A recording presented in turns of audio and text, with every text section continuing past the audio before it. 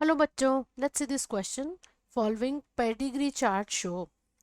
Options given है A recessive and autosomal, B recessive and sex-linked, C dominant and sex-linked, D dominant and autosomal.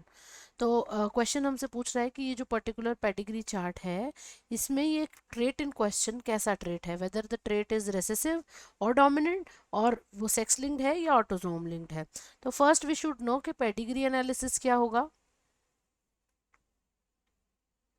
तो pedigree analysis एक ऐसा graphical representation है जो इसलिए develop किया जाता है ताकि हम इनहेरिटेंस ऑफ जीन को समझ सकें.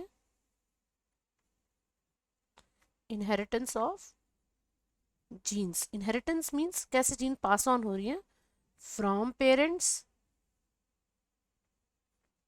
to the young ones or to the offsprings. So it can be represented in the form of chart by using these symbols. Now by using the pedigree chart और by using the pedigree analysis हम ये बता सकते हैं कि disease in question जो है whether वो recessive है या dominant है, and then whether the disease is sex linked or autosomal linked. We can find out by using pedigree analysis.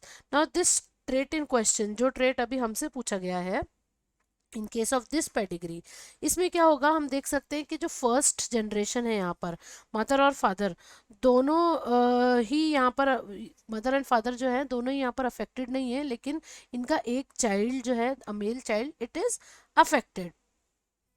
We can see right this thing that one of the offspring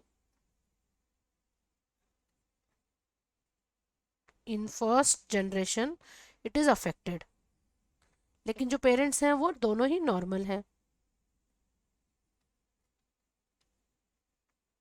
तो इससे ये पता चल जाता है हमें कि जो डिजीज़ है, जो जीन है यहाँ पर, वो अपने आप को केवल होमोजाइगस कंडीशन में ही शो कर पा रही है, विच मीन्स दोनों जो पेरेंट हैं इसके वो इस पर्टिकुलर ट्रेट के लिए, इस पर्टिकुलर डिजीज़ के लिए हेटेरोजाइगस होंगे.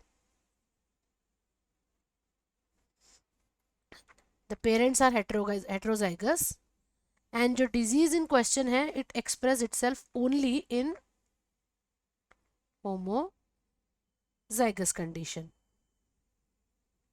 कि ये जो डिजीज है, जो ट्रेट है, ये अपने आप को केवल होमोजाइगस कंडीशन में ही एक्सप्रेस कर पा रही है.